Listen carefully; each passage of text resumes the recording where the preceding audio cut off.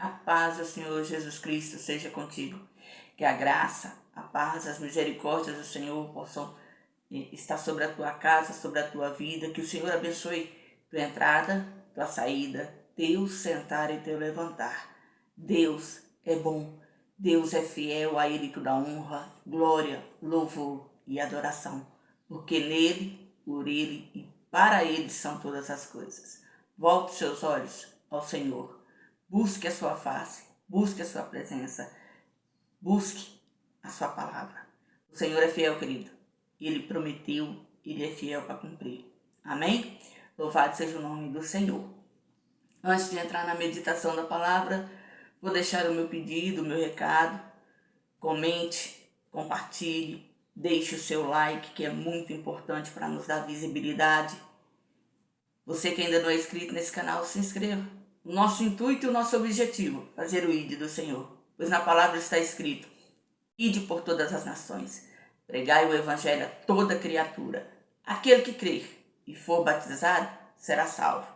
Esse é o nosso intuito: saquear o inferno, levar as almas ao conhecimento da palavra de Deus, mostrar que Jesus cura, que Jesus salva, que Jesus liberta, que Ele é o caminho, a verdade e a vida.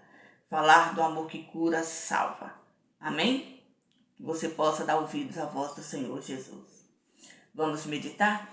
Hoje a palavra do Senhor se encontra na primeira carta do apóstolo Paulo aos Coríntios, que está no capítulo 12. Eu vou ler a partir do primeiro versículo a seguir, que diz assim: acerca dos dons espirituais, não quero, irmãos, que sejais ignorantes. Vós bem sabeis que ereis gentios, levados aos ídolos mudos, conforme ereis guiados. Portanto, vos quero fazer compreender que ninguém que fala pelo Espírito de Deus diz Jesus é anátema, e ninguém que pode dizer que Jesus é o Senhor, senão pelo Espírito Santo. Ora, há diversidade de dons, mas o Espírito é o mesmo. Há diversidade de ministérios, mas o Senhor é o mesmo. E há diversidade de operações, mas é o mesmo Deus que opera tudo em todos. Mas a manifestação do Espírito é dada a cada um para o que for útil.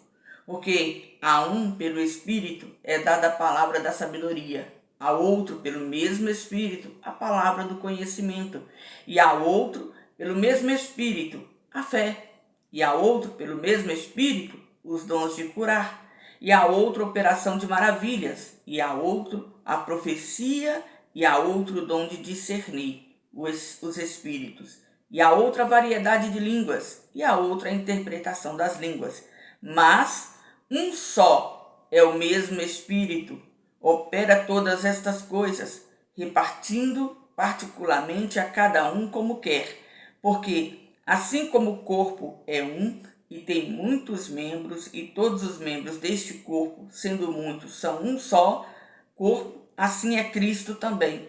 Pois todos nós fomos batizados em um Espírito, formando um corpo, quer judeu, quer gregos, quer servos, quer livres, e todos temos bebido de um Espírito. Porque também o corpo não é um só mesmo, mas muitos. Se o pé disser, porque não sou mão, não sou do corpo, não será por isso do corpo? E se a orelha disser, porque não sou olho, não sou do corpo, não será por isso do corpo? Se todo o corpo fosse olho, onde estaria o ouvido? Se todo fosse ouvido, onde estaria o olfato? Mas agora Deus colocou os membros no corpo, cada um deles como quis. E se todos fossem um só membro, onde estaria o corpo? Assim, pois, há muitos membros, mas um corpo. E o olho não pode dizer à mão, não tenho necessidade de ti, nem ainda a cabeça aos pés, não tenho necessidade de vós. Antes, os membros do corpo que parecem ser os mais fracos, são muito mais necessários. E os que reputamos serem menos honrosos no corpo, a esse honramos muito mais. E aos que em nós não são menos decorosos, damos muito mais honra. Porque Os que em nós são mais nobres não têm necessidade disso, mas Deus assim formou o corpo, dando muito mais honra ao que tinha falta dela, para que não haja divisão no corpo, mas antes tenham os membros igual cuidado uns dos outros, de maneira que, se um membro padece, todos os membros padecem com ele. E se um membro é honrado, todos os membros se regozijam com ele. Ora, vós sois o corpo de Cristo, e seus membros em particular.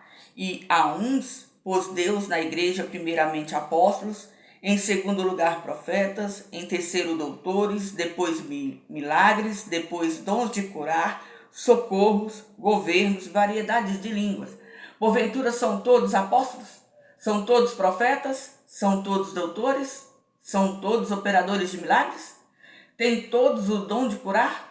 Falam todos diversidade de línguas? Interpretam todos? Portanto, procurai com zelo os melhores dons, e eu vos mostrarei um caminho mais excelente.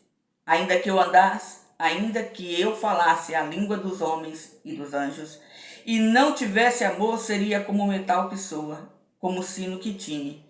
E ainda que tivesse o dom de profecia e conhecesse todos os mistérios e todo o conhecimento, e ainda que tivesse toda a fé, de maneira tal que transportasse os montes, e não tivesse amor, nada seria. Louvado seja o Senhor, glorificado seja o Senhor por essa palavra. Ao parar para meditar no texto, do capítulo 12 e do capítulo 13, onde o apóstolo aqui introduz o conhecimento dos dons e da necessidade do corpo por inteiro, e traz como ênfase no capítulo 13 sobre o amor. E eu comecei a estudar, e a minha pergunta que eu precisava responder é: por que o apóstolo Paulo, nesse ponto desta carta, houve a necessidade de transmitir aos irmãos da cidade de Corinto, da igreja que estava nessa cidade, o conhecimento sobre o amor? Como foi que houve o objetivo, houve a necessidade do apóstolo falar? Para ele chegar nesse ponto, o que é que estava acontecendo? E aí eu comecei a estudar, primeiramente, quando foi que nasceu a igreja que estava situada na cidade chamada Corinto. Primeiramente, eu volto lá atrás, nas viagens missionárias do apóstolo Paulo, e mais precisamente na segunda viagem missionária, ele está fazendo aquilo que Deus o comissionou, evangelizando por onde ele passava.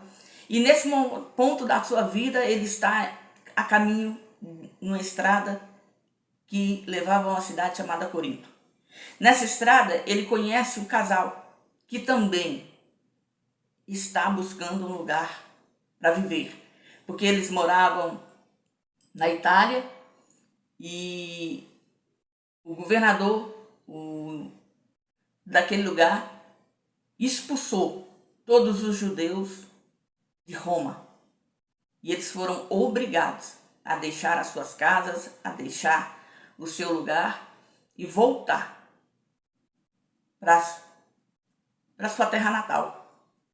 E nessa jornada eles têm esse encontro com o apóstolo Paulo, que possivelmente os evangelizou, ou já ali eles tinham conhecimento de Jesus, porque o propósito de expulsar os judeus de Roma era justamente por causa da revolução que estava acontecendo, das revoltas, dos problemas que estavam acontecendo, daqueles que não aceitavam o cristianismo, porque aquela época da igreja primitiva era uma época onde era com muito esforço que a palavra era anunciada, porque era perseguido, era maltratado, era jogado às feras.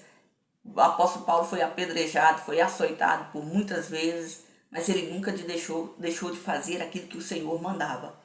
E nesse ponto da sua vida, ele encontrou esse casal. E com esse casal, eles encontraram a cidade de Corinto e se estabeleceram ali. Tendo o apóstolo Paulo e Áquila a mesma profissão, eles se uniram e começaram a trabalhar juntos.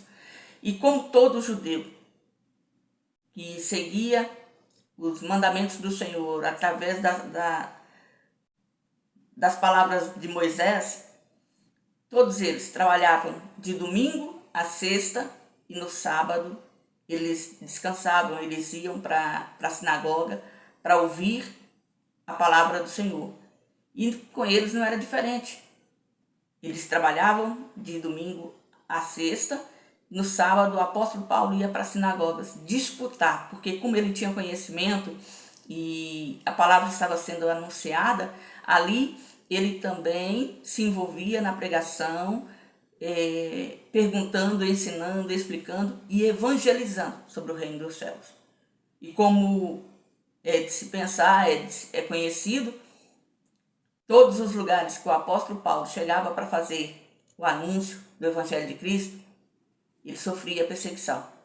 Os judeus que não aceitavam o caminho do Senhor, que não aceitavam a palavra do Senhor, se voltavam contra ele, levantavam mulheres honestas para falar dele, o perseguiam com ódio de morte.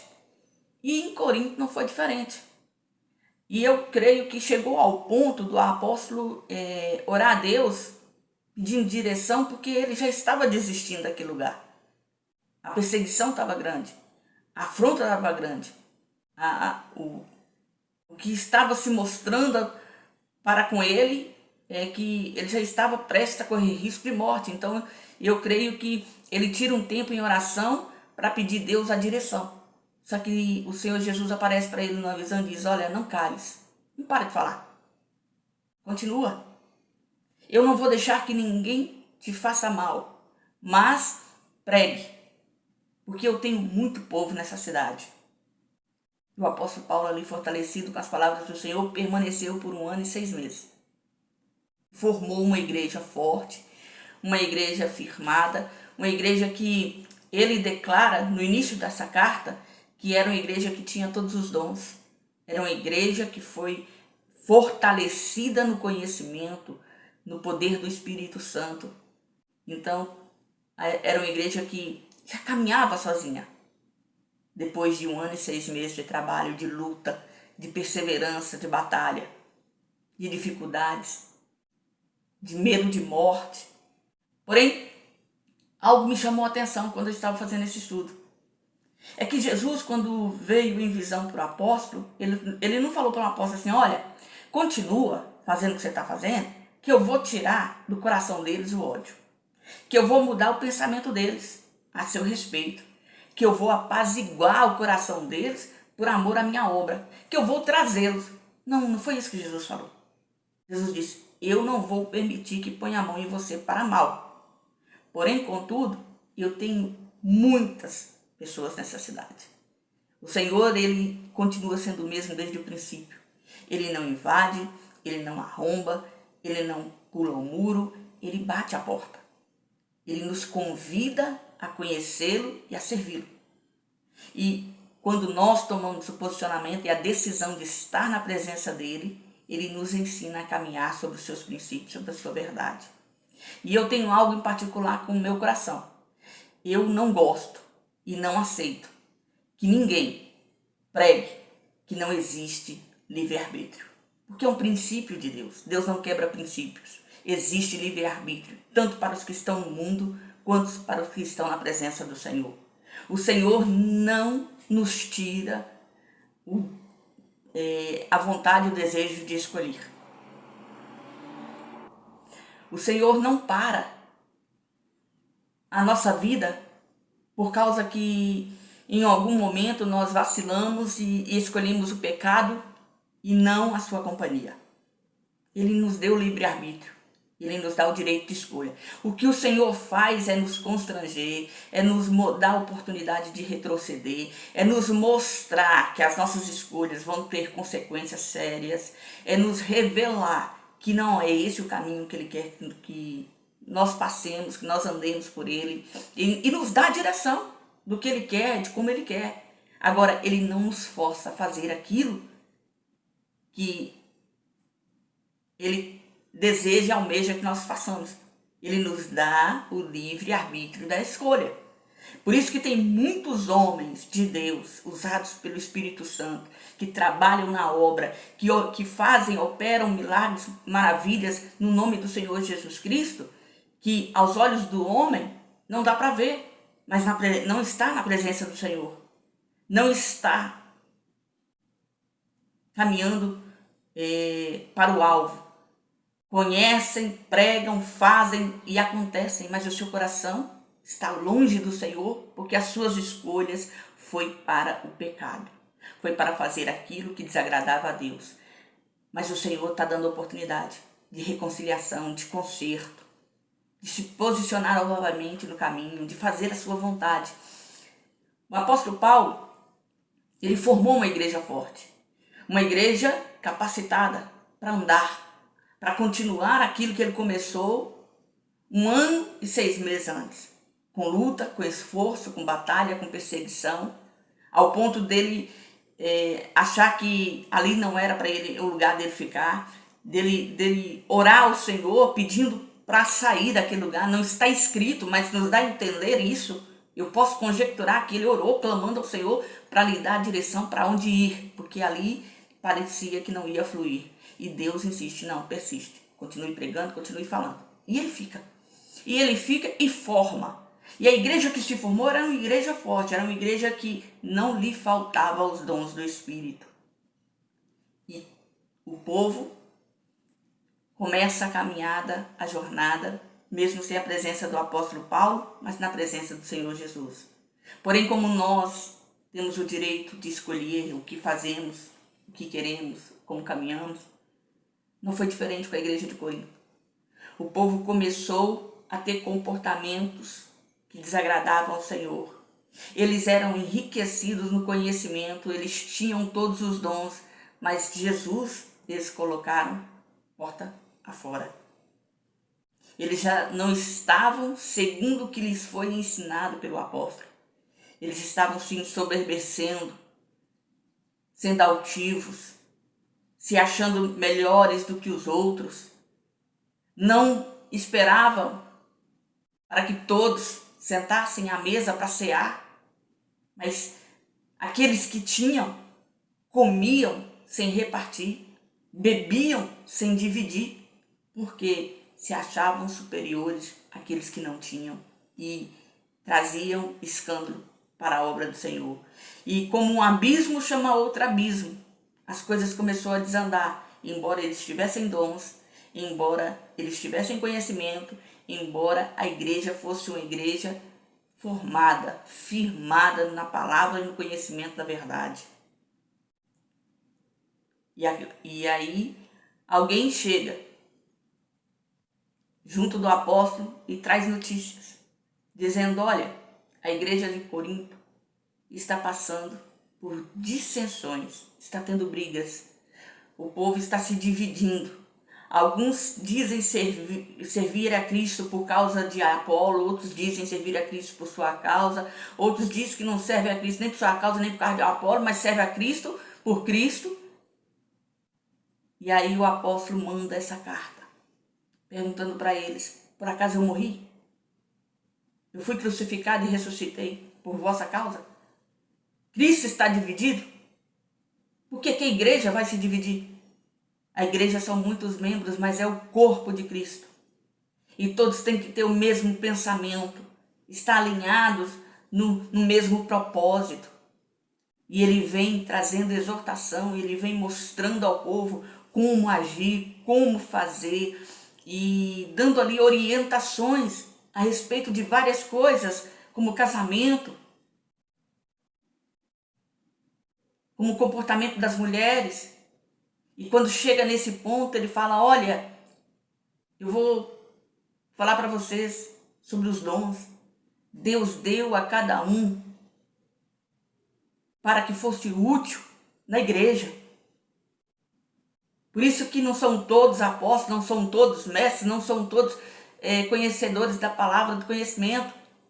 Mas cada um tem o seu dom para que juntos vocês formem um só corpo em Cristo e que possam transmitir o poder de Deus e a graça de Deus, a glória de Deus. E dentre esses dons, o único dom que todos devem procurar com zelo, com excelência, é o amor. Porque o amor tira de nós o egoísmo, tira de nós a mentira, tira de nós a soberba, a ignorância, a arrogância. O amor, ele nos dá condição de passar por tudo e por todo sofrimento, seja quaisquer que forem eles, na confiança do Senhor, da palavra do Senhor. E ele vem trazendo aqui. Não adianta eu falar todas as línguas, não adianta eu ter todos os dons, se eu não tiver amor. Nada serei, nada poderei fazer, porque o meu coração não vai estar com o Senhor. Então eu quero te dizer nessa manhã, nessa noite, nesse dia que você está ouvindo esse vídeo, que você precisa compreender que o amor é sofredor, que o amor tudo suporta, que o amor nos faz abrir mão de, que o amor nos dá direção para, que o amor nos preenche, nos ensina, porque Deus é amor. E quando nós temos o Senhor, nós temos o amor de Deus em nós, na presença do Espírito Santo. E eu quero te dizer que se você tem tomado decisões, se você tem entrado por caminhos que está lhe afastando da obra, que está lhe afastando da presença do Senhor, pare. Se arrependa. Se conserte com o Senhor, retroceda dos teus maus caminhos, reconheça os teus pecados e se volte para o Senhor. E se volte para a obra do Senhor, para a palavra do Senhor. Querido, se você ainda tem o fôlego de vida, significa que você tem a oportunidade de mudar a sua vida, a condição na qual ela se encontra. Porque aqueles que já morreram não têm mais oportunidade. Se morreram em Cristo Jesus, morreram com salvação. Se morreram longe da presença do Senhor Jesus, embora foram criados, fizeram, aconteceram, participaram, tiveram uma vida inteira dentro da igreja, mas não fez parte da igreja porque o seu coração foi dominado pelo pecado e morreu em pecado, a condenação é a morte eterna. Mas aqueles que têm fôlego de vida, que ainda têm a esperança do amanhã, têm hoje a oportunidade de se arrepender e de retroceder dos seus maus caminhos e se posicionar na presença do único e suficiente Salvador. Querido, Jesus não quer que ninguém se perca. Ele quer que todos tenhamos conhecimento da verdade, sejamos salvos. Ele é a verdade, Ele é o caminho, Ele é a vida. Que você, nesse momento em que você se encontra, possa refletir e olhar para os passos que você está dando e se posicionar diante da palavra e dos princípios da verdade do Senhor e escolher a caminhar nas pisadas do Mestre, a fazer aquilo que o Senhor requer de ti. Que o teu coração esteja sedento da verdade, que os teus olhos possam ver a Jesus Cristo e os teus ouvidos sejam sensíveis à voz do Espírito Santo. Porque quando o Senhor impulsiona ao apóstolo a escrever essa carta, foi para que os irmãos despertassem do caminho que eles estavam tomando, que, embora se diziam do Senhor, estavam fora da presença do Senhor. Para que eles voltassem a fazer aquilo para o qual eles foram chamados, em amor, em sinceridade, em honestidade, com ordem e com decência. Que nós hoje possamos tomar esse exemplo dessa carta, desses irmãos, para a nossa vida e tomar posicionamento para com o Senhor e fazer a sua vontade, servir o seu propósito. Jesus te ama. Ele não quer que você pereça, mas que você venha ao conhecimento da verdade e seja salvo. Que essa palavra fale profundamente ao teu coração. Fica na graça, fica na paz.